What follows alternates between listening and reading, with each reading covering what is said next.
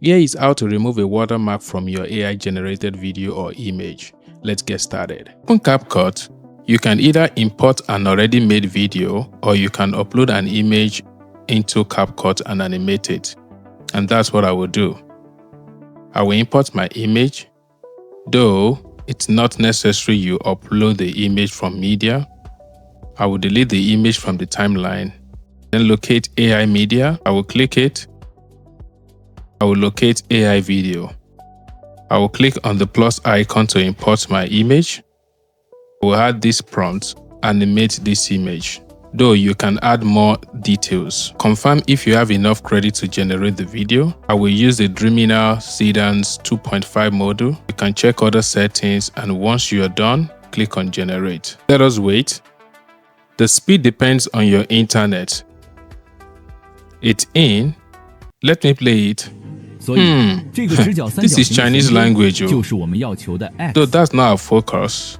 If you check at the top left-hand corner, you will see the AI watermark. That's what we want to remove. If you drag it off the canvas, the watermark is still there, as you can see. So what I will do is export the video clip to my folder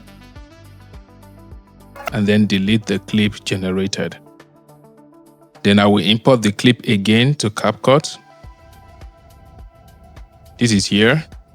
I will drag it to my timeline. Click on the clip inside the timeline. Then on your right side, click on video. Please confirm you are on video. Then click basic. And scroll down to where you see AI remove. Check it, and immediately the brush tool will activate. Click on AI remove.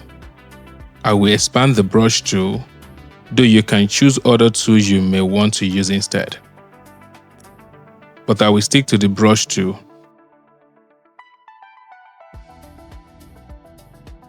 I will brush through the area I want to remove the watermark using the brush tool. Once you're satisfied, click generate and read the prompt. I will click apply. Let us wait for it.